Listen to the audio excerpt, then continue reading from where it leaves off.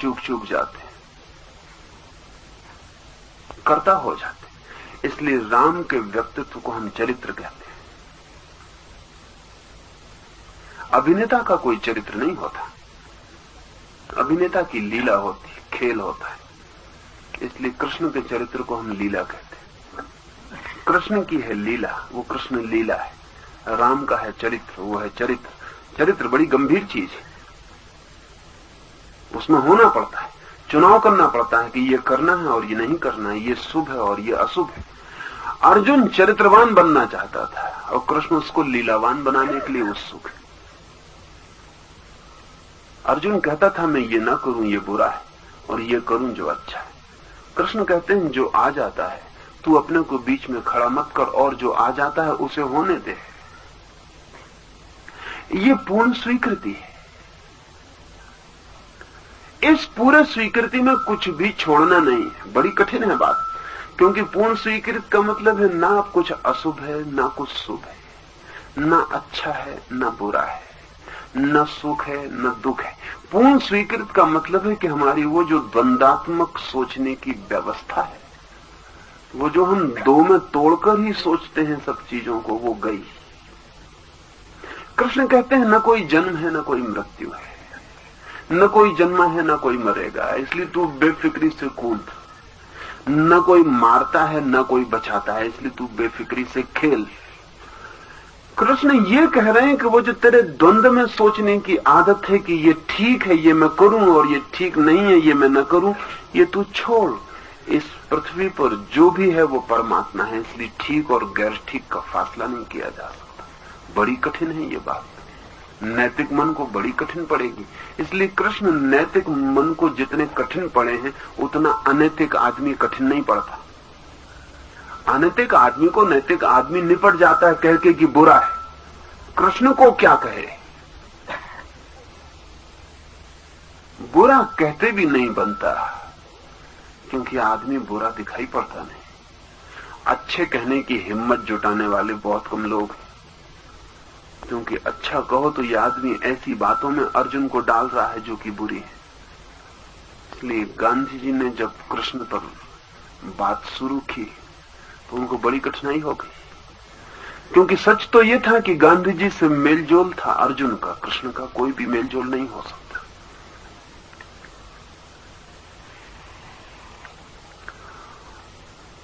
कृष्ण युद्ध में कुदा रहे हैं, गांधी क्या करें।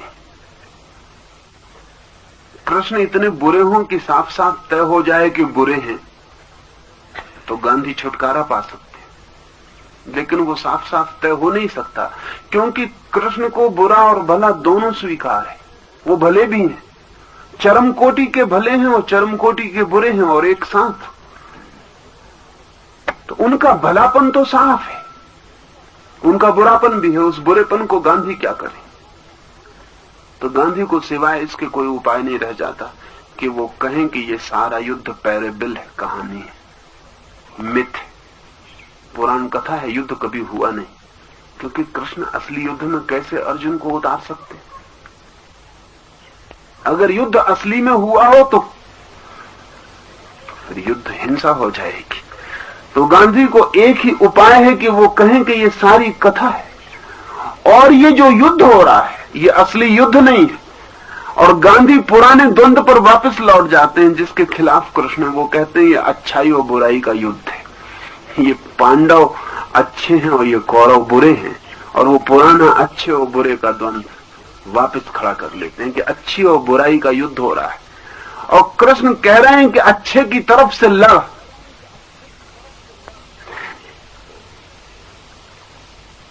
ये रास्ता उन्हें खोज लेना पड़ा।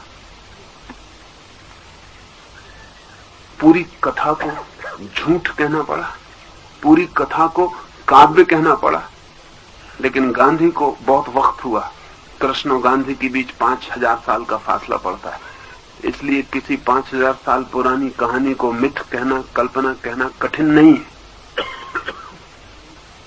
जैनों को इतना फासला नहीं था, इसलिए जैन कृष्ण की कथा को कहानी नहीं कह सके, वो घटना घटी है। जैन चिंतन उतना ही पुराना है जितना वेद पुराण है। जैनों के पहले तीर्थंकर का नाम वेद में उपलब्ध है। तो हिंदू और जैनों की प्राचीनता बिल्कुल बराबर है। जैन इंकार नहीं कर सकते थे कि युद्ध नहीं हुआ और कृष्ण ने युद्ध नहीं करवाया, तो जैन क्या करें? अगर उनको भी सुविधा होती तो जो गांधी ने किया, जो कि बहुत गहरे मन से जैन थे, शरीर से हिंदू थे, मन से जैन थे। गांधी तो पुराण कह के टाल सके, जैन नहीं टाल सकते थे, वो समसामयिक थे। उनको कृष्ण को नरक में डालना पड़ा। उन्हें अपने शास्त्रों में लिखना पड़ा कि कृष्ण नरक गए। इतनी बड़ी हिंसा करवा के कोई आदमी नरक न जाए तो फिर चींटी मारने वाले का क्या होगा? और इतनी बड़ी हिंसा करके भी कोई नरक न जाए तो मुंह पर पट्टी बांधने वाले को स्वर्ग कैसे मिलेगा? बहुत मुश्किल हो जाए। कृष्ण को नरक में डालना ही पड़ेगा। लेकिन ये समसामयिक लोगों का वक्तव्य है। अगर वक्त ज्यादा गुजर जाता तो कृष्ण की अच्छाई इतनी थी कि नरक में डालना मुश्किल हो जाता। मुश्किल उनको भी पड़ा, इसलिए उनको दूसरी कहानी भी गढ़नी पड़ी। आदमी तो अद्भुत था, ये युद्ध तो करवाया था, वो सच है। नाचा था स्त्रियों के साथ, वो सच है। स्त्रियों के कपड़े उगाड़ के झाड़ पर बैठ गया था, वो भी सच है। आदमी अच्छा था, काम बुरे किए थे, वो भी सच है। तो नरक में डाल के भी तो चैन नहीं पड़ सकता ना। इतने अच्छे आदमी को नरक में डाल दे तो फिर अच्छे आदमी भी तो संदिग्ध हो जाएंगे कि इतना अच्छा आदमी नरक में डाल दिया जाए। तो अच्छे आदमियों को फिर पक्का नहीं हो सकता स्वर्ग जाने का। इसलिए जैनों को दूसरी बात भी तय करनी पड़ी कि कृष्ण आने वाले कल्प में पहले जैन तीर्थंकर होंगे। नरक में डालना पड़ा। आने वाले कल्प में पहला तीर्थंकर की जगह भी देनी पड़ी। ये बैलेंस, संतुलन खोजना पड़ा, क्योंकि इस आदमी को नरक में भेजने जैसा तो आदमी नहीं है। लेकिन भेजना भी पड़ेगा, क्योंकि वो नैतिकता कहती है कि ये आदमी ठीक तो नहीं। और इस आदमी का व्यक्तित्व कहता है कि ये आदमी तो तीर्थंकर होने योग्य है। तो यही रास्ता बन सकता था कि इसे अभी फिलहाल नरक में डालो, भविष्य में पहला तीर्थंकर बनाओ। आने वाले जब सारी सृष्टि नष्ट हो जाएगी और पहली फिर से सृष्टि शुरू होगी तो पहला तीर्थंकर। ये कंपेंसेशन है, ये सांत्वना है। अपने मन को, कृष्ण को इससे कुछ लेना देना नहीं। अपने मन को कि इस आदमी को नरक में डालते हैं, इसके लिए कंपेंसेशन भी करना पड़ेगा। गांधी के लिए सुविधा है कि वो एक साथ निपटा दें दोनों बात, न नरक में डालें न पहला तीर्थंकर बनाएं। पूरी कहानी को कह दें कहानी, युद्ध कभी हुआ नहीं, सिर्फ एक प्रबोधक कथा है। अच्छाई और बुराई के बीच युद्ध हो रहा। गांधी की भी तकलीफ वही है जो जैनों की है, वो अहिंसा की तकलीफ है। क्योंकि अहिंसा नहीं मान सकती कि हिंसा की कोई भी जगह हो सकती है। वो वही तकलीफ है जो शुभ की तकलीफ है। शुभ कैसे माने कि अशुभ की भी कोई सुविधा हो सकती है। लेकिन कृष्ण कहते हैं जगत द्वंद्व का मेल है, वहां दोनों एक साथ है। न ऐसा कभी हुआ कि हिंसा न हो, न ऐसा कभी हुआ कि अहिंसा न हो। इसलिए जो भी एक को चुनते हैं वो अधूरे को चुनते हैं और कभी भी तृप्त नहीं हो सकते। ऐसा कभी भी नहीं हुआ कि अंधेरा ना हो, ऐसा कभी नहीं हुआ कि प्रकाश ना हो। इसलिए जो एक को चुनते हैं वो अधूरे को चुनते हैं, और अधूरे को चुनने वाला तनाव में पड़ा ही रहेगा, क्योंकि वो आधा मिट सकता नहीं, वो सदा मौजूद है। और मजा तो ये है कि जिस आधे को हम चुनते हैं वो उस बाकी आधे पर ही ठहरा होता है जिसको हम चुनते नहीं, इंकार करते। सारी अहिंसा हिंसा पर ही खड़ी होती है और सारा प्रकाश अंधेरे के ही कारण होता है। सारी भलाई अशुभ की ही पृष्ठभूमि में जन्मती और जीती है। सब संत दूसरे छोर पर वो जो बुरे आदमी खड़े हैं उनसे ही बंधे होते हैं। पोलैरिटीज जो हैं वो सभी एक दूसरे से बंधी होती है। ऊपर नीचे से बंधा है, बुरा भले से बंधा है, नरक स्वर्ग से बंधा है। ये ध्रुव है एक ही सत्य के। और कृष्ण कहते हैं दोनों को स्वीकार करो क्योंकि दोनों हैं, दोनों से राजी हो जाओ क्योंकि दोनों हैं। चुनाव ही मत करो। अगर कहें तो कृष्ण पहले आदमी जो चॉइसलेसनेस, चुनाव रहितता की बात कहते हैं, वो कहते हैं चुनो ही मत। चुना की भूल में पड़े, चुने की भटके, चुने की आधे का क्या होगा, वो आधा भी है और हमारे हाथ में नहीं कि वो नहीं हो जाए। हमारे हाथ में कुछ भी नहीं है, वो है। हम नहीं थे तब भी था, हम नहीं होंगे तब भी होगा। लेकिन नैतिक मन या जो अब तक धार्मिक समझा जाता रहा है, उसकी बड़ी कठिनाई है। वो द्वंद्व में जीता है, वो शुभ और अशुभ को बांट के जीता है। उसका सारा मजा अशुभ की निंदा में है, तभी वो शुभ में मजा ले पाता है। संत का सारा मजा असंत के विरोध में है, अन्यथा वो मजा नहीं ले पाता। स्वर्ग जाने का सारा सुख नरक में गए लोगों के दुख पर खड़ा है। अगर स्वर्ग में जो लोग हैं उनको एकदम पता चल जाए कि नरक है ही नहीं, तो स्वर्ग के लोग एकदम दुखी हो जाएं। अगर नरक है ही नहीं तो बेकार सब मेहनत गई। और वे चोर और वे बदमाश जिन्हें नरक भेजना चाहा था, वे सब स्वर्ग में ही आ गए, क्योंकि वे जाएंगे कहां। स्वर्ग में जो रस है वो नरक में दुख भोगने वाले लोगों पर खड़ा है। अमीर का जो सुख है वो गरीब की गरीबी में, अमीर की अमीरी में नहीं। अच्छे आदमी का जो सुख है वो बुरे आदमी के बुरे होने में, अच्छे आदमी के अच्छे होने में नहीं।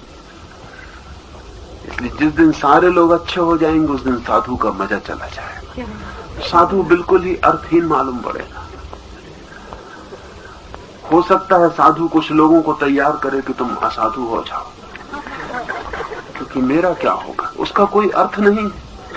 इस जगत की सारी अर्थवत्ता विरोध में है, और इस जगत को जो पूरा देखेगा वो पाएगा कि जिसे हम बुरा कहते हैं वो अच्छे का ही छोर है, जिसे हम अच्छा कहते हैं वो बुरे का छोर है। कृष्ण चुनाव रहित है, कृष्ण समग्र है, इंटीग्रेटेड है और इसलिए पूर्ण है। इसलिए हमने किसी दूसरे व्यक्ति को पूर्ण होने की बात नहीं कही, क्योंकि वो अधूरा होगा ही। राम कैसे पूर्ण हो सकते हैं, वो अधूरे होंगे ही। आधे का उनका चुनाव है। जो नहीं चुनता वही पूरा हो सकता है, लेकिन जो नहीं चुनता उसे कठिनाइयों में पड़ना पड़ेगा, क्योंकि उसकी जिंदगी में वो भी कभी कभी दिखाई पड़ेगा जो अंधेरा है, और वो भी कभी कभी दिखाई पड़ेगा जो उजेला है। उसकी जिंदगी धूप छांव का तालमेल होगी। उसकी जिंदगी सीधी और एक रस नहीं हो सकती। एक रस जिंदगी उनकी ही हो सकती है जिनका चुनाव है। एक जिंदगी के कोने को वो साफ सुथरा कर सकते हैं, लेकिन जिस कचरे को उन्होंने हटाया है वो जिंदगी के किसी दूसरे कोने में इकट्ठा होता रहेगा।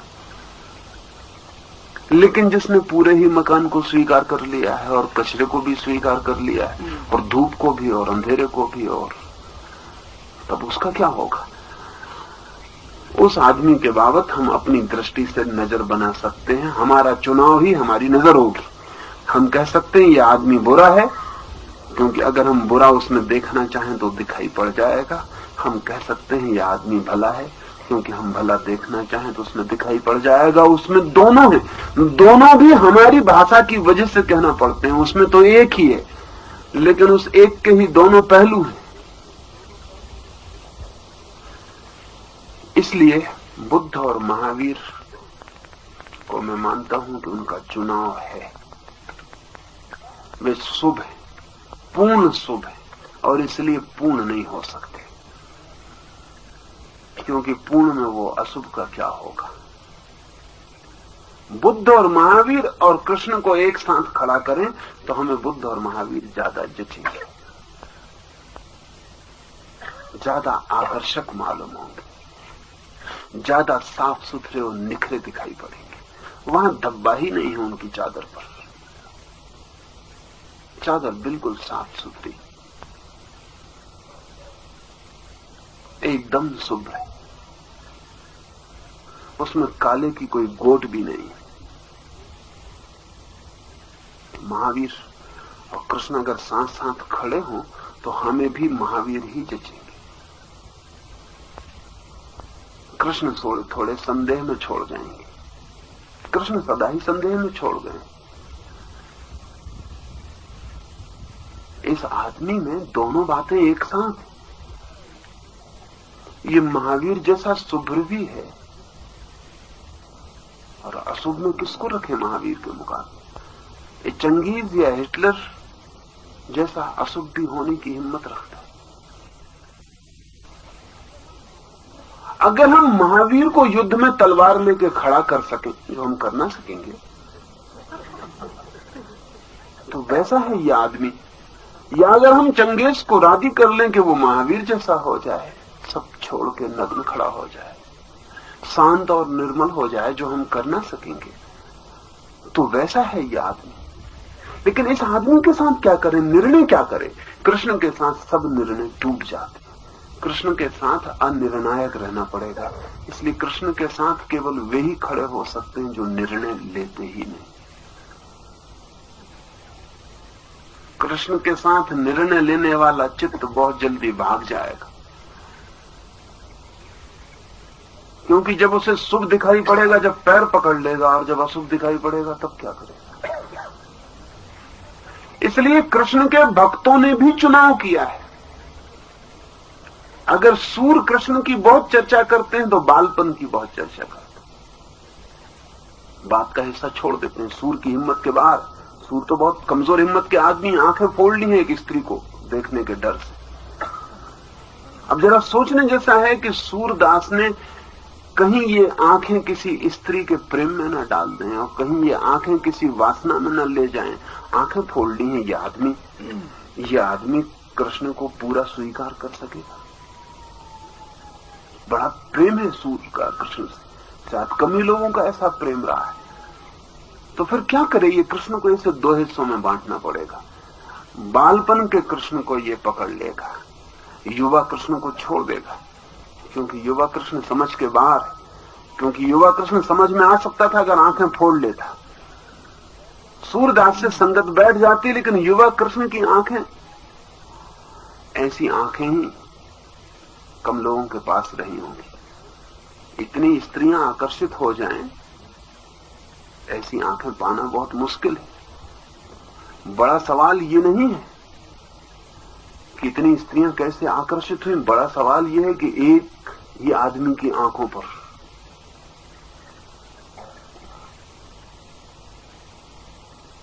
यह आकर्षण असाधारण रहा होगा। ये आंखें मैग्नेटिक रही होंगी, ये आंखें बड़ा चुंबक रही होंगी। सूरदास के पास इतनी कीमती आंखें नहीं थी, क्योंकि सूरदास ही उत्सुक थे। कोई स्त्री उत्सुक थी इसका मुझे पता नहीं। सूरदास कैसे चुनाव करेंगे, क्या करेंगे?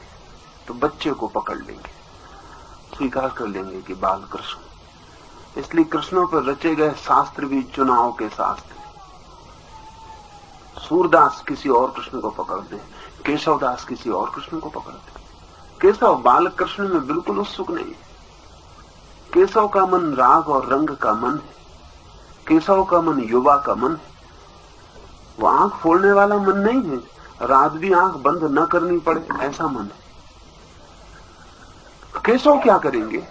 केशव बाल कृष्ण की बात ही भूल जाएंगे, उससे कुछ लेना देना नहीं। वो उस कृष्ण को चुन लेंगे जो नाच रहा है। इसलिए नहीं कि कृष्ण के नाचने को समझ रहे हैं वो, बल्कि इसलिए कि नाचने वाला उनका मन है। इसलिए कृष्ण पर नाचना थोप लेंगे। उस कृष्ण को पकड़ लेंगे जो स्त्रियों के वस्त्र लेकर वृक्ष पर चढ़ गया है नग्न छोड़कर। इसलिए नहीं कि कृष्ण जिस तरह उन स्त्रियों को नग्न छोड़ गया था उसे केशव समझ सकते हैं, बल्कि इसलिए कि स्त्रियों को नग्न करना चाहते हैं। तो केशव का अपना चुनाव है, सूर का अपना चुनाव है। भागवत अलग कृष्ण की बात करती है, गीता अलग कृष्ण की बात करती है। ये सब चुनाव बट गए हैं, क्योंकि ये आदमी पूरा है और इसे पूरा पचा लेने का साहस पूरे आदमी में ही हो सकता है। अधूरा आदमी इसमें से बांट लेगा, छांट लेगा, कहेगा इतने तक ठीक, इसके आगे आंख बंद कर लेते हैं, इसके आगे तुम नहीं हो, या इसके आगे होगे भी तो कहानी, या इसके आगे होगे भी तो नरक में फल पाओगे। अगर इसके आगे भी तुम थे तो हमारे काम के नहीं हो, हमारे काम के यहां तक। इसलिए कृष्ण के व्यक्तित्व पर मील के पत्थर लगा दिए। सबने अपना अपना हिस्सा बांट लिया। जिसको जो प्रीतिकर लगता है वो चुन लेता है।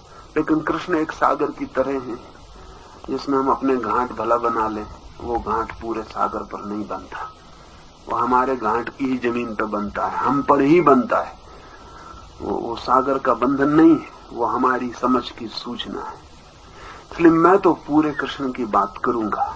इसलिए बात बहुत जगह अबूझ हो जाएगी, और बात बहुत जगह मुश्किल में डाल देगी, और बात बहुत जगह आपकी समझ के बाहर जाने लगेगी। वहां आप थोड़ा समझ के बाहर चलने की भी हिम्मत करना, नहीं तो आप अपनी समझ की जगह रह जाएंगे और मील का पत्थर आ जाएगा। उसके आगे का कृष्ण आपके काम करना रह जाए। और कृष्ण है अगर काम के तो पूरे के पूरे हैं। कोई भी व्यक्ति पूरा ही काम का होता है। काट काट के मुर्दा अंग हाथ में आते हैं, जिंदा आदमी समाप्त हो जाता है। इसलिए जिन्होंने भी कृष्ण को काटा है, किसी के हाथ में हाथ है कृष्ण का, किसी का पैर है, किसी की आंख है, किसी का गला है, लेकिन पूरे कृष्ण हाथ में नहीं हो सकते। पूरे कृष्ण को हाथ में होने की तो एक ही संभावना है कि आप पूरे को बिना चुने समझने को राजी हो जाएं। और ये समझना बड़े आनंद की यात्रा होगी, क्योंकि समझने में आप भी पूरे हो सकते हैं। इस समझने में आपका पूरा होना भी शुरू हो जाएगा। अगर इस समझने के लिए आप राजी हुए और चुनाव न किया, तो आप अचानक भीतर पाएंगे कि आपके भी विरोधी छोर घुलने मिलने लगे, आपकी भी धूप छांव एक होने लगी, आपके भीतर भी वो जो कटा कटा व्यक्तित्व है वो अखंड होने लगा। आप भी योग को उपलब्ध होने लगे। कृष्ण के लिए योग का एक ही अर्थ है, अखंड, एक हो जाना। योग की दृष्टि अखंड ही हो सकती है। योग का मतलब दी टोटल, जोड़। इसलिए कृष्ण को महायोगी कहा जा सका। योगी तो बहुत है, लेकिन वो भी योगी नहीं है, क्योंकि जोड़ वहां नहीं, सब चुनाव है, चॉइसलेसनेस वहां नहीं है। इस अखंड कृष्ण की चर्चा कठिन तो पड़ेगी, बहुत कठिन पड़ेगी, क्योंकि बुद्धि की जो कैटेगरीज हैं, बुद्धि के सोचने के जो मापदंड हैं, वे बटे हुए हैं, बट खरे हैं बुद्धि के, बांट। इससे बहुत फर्क नहीं पड़ता कि किसी के पास पुराने बांट हो, किसी के पास नए बांट है। इससे फर्क नहीं पड़ता कि मीट्रिक प्रणाली के बांट हैं कि पुराना सिर और पुराना पाव और छटाक है। इससे कोई बहुत फर्क नहीं पड़ता। बुद्धि चाहे पुरानी हो चाहे नई, बुद्धि चाहे अतीत की हो चाहे आज की, चाहे अल्ट्रा मॉडर्न हो चाहे अल्ट्रा एंशिएंट हो, चाहे कितनी ही प्राचीन बुद्धि हो शास्त्रों की हो, और चाहे कितनी ही नई हो विज्ञान की हो, इससे फर्क नहीं पड़ता। बुद्धि का एक धर्म है, वो बांट कर चलती है, तोड़कर चलती है, निर्णय करती है ये ठीक और ये गलत। अगर आपको कृष्ण को समझना हो तो इन 10 दिनों में निर्णय ही मत करना। इन 10 दिनों में सुनना, समझना, निर्णय मत करना। और जहां जहां ना समझी की जगह आ जाए कि अब समझ में नहीं आता, वहां फिक्र मत करना, ना समझी में भी जाने की हिम्मत करना। इरेशनल बहुत जगह आ जाएगा, क्योंकि कृष्ण को रैशनल नहीं बनाया जा सकता। कृष्ण को बुद्धिगत नहीं बनाया जा सकता। वो जो अबुद्धि है या बुद्धि अतीत जो है, वो भी वहां है। वो जो बुद्धि अतीत है, वो जो ट्रांसेंड करता है, बुद्धि के पार चला जाता है, वो भी वहां है। इसलिए कृष्ण को तर्क युक्त ढांचों में बिठाना असंभव है। वो तर्क मानते नहीं, वो खंड मानते नहीं, वो सब खंडों में बहते चले जाते हैं। वो हमारे घाट मानते नहीं, सब घाटों को छूते। तो इसलिए कठिनाई तो पड़ेगी, बड़ी कठिनाई यही पड़ेगी कि आपका घाट चुकने लगेगा और कृष्ण न चुकेंगे। वो कहेंगे मैं आगे भी हूं, तुम्हारा घाट भी मैं छूता हूं, लेकिन और घाट भी मैं छूता हूं। मैं बुरे के घाट पर भी लहरें पहुंचाता हूं, भले के घाट पर भी लहरें पहुंचाता हूं। शांति का मेरा छोर नहीं, और युद्ध में मैं चक्र लेकर भी खड़ा हो जाता हूं। प्रेम का मेरा अंत नहीं, लेकिन तलवार से गर्दन भी काट सकता हूं।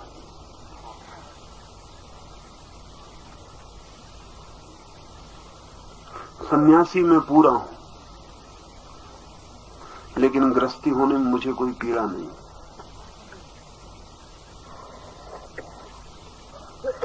परमात्मा से मेरा बड़ा लगाव है, लेकिन संसार से रत्ती भर कम नहीं है, संसार से भी उतना ही। न मैं संसार को परमात्मा के लिए छोड़ सकता, न परमात्मा के लिए संसार को छोड़ सकता। मैंने तो पूरे के लिए राजी होने की कसम ले ली। मैं हर रंग में रहूंगा। इसलिए कृष्ण को अभी तक पूरा भक्त नहीं मिला, अर्जुन भी नहीं था। नहीं तो इतनी मेहनत न करनी पड़ती। युद्ध के मैदान पर गीता जैसा लंबा वक्तव्य देना पड़ा हो तो हम सोच सकते हैं कि अर्जुन कैसा शंकाशील, कैसा संदेही, कैसा तर्क उठाने वाला, सब तरह की कोशिश की होगी। युद्ध के क्षण में रणभेरी बच चुकी हो, सेनाएं आमने सामने खड़ी हो गई हो, युद्ध का घंटनाद शुरू हो गया हो, और वहां इतनी लंबी गीता समझानी पड़ी तो अर्जुन राजी नहीं हो गया होगा। उसकी बुद्धि बार बार जोर मारती रही कि आप ऐसा भी कहते हो और आप ऐसा भी कहते हो। वो बार बार जो सवाल उठाता है वो कंट्राडिक्शन के, वो कृष्ण में कहता है कि आप में विरोधाभास है। आप एक तरफ ऐसा भी कहते हो और दूसरी तरफ ऐसा भी कहते हो, आप ये दोनों बातें कहते हो। उसके सारे सवाल गीता में बड़े तर्क संगत हैं। वो यही कह रहा है कि तुम ये भी कहते हो और ये भी कहते हो, दोनों बातें एक साथ। तो फिर मेरी समझ में नहीं आता। अब तुम मुझे फिर से समझाओ। समझा नहीं पाते, समझा नहीं पाएंगे। कृष्ण जैसा पूरा व्यक्ति भी समझा नहीं पाता। समझाने से थक जाते हैं तो फिर दूसरा उपाय करना पड़ता, अपने को पूरा दिखा देते। ये समझाने का कोई उपाय नहीं। यह आदमी मानते नहीं, और ये तर्क जो उठाता है ठीक ही उठाता है। कृष्ण भी समझते हैं कि तर्क तो ठीक ही है, क्योंकि एक बात इससे उल्टी पड़ती, एक बात इससे उल्टी पड़ती, दोनों इनकंसिस्टेंट। इसको समझाओ कैसे? अर्जुन यही कहता है कि कंसिस्टेंसी चाहता हूं, संगति चाहता हूं। हे कृष्ण, संगति बताओ। तुम जो कहते हो उससे मुझे भ्रमजाल में मत डालो, उससे तुम मुझे कंफ्यूज मत करो। लेकिन कृष्ण उसको कंफ्यूज किए चले जाते। वो दोनों बातें एक वक्तव्य देते हैं नहीं कि तत्काल दूसरा देते हैं जो उसका खंडन कर जाता है। करुणा ममता भी समझाए चले जाते, हिंसा भी करवाने की बात कहे चले जाते।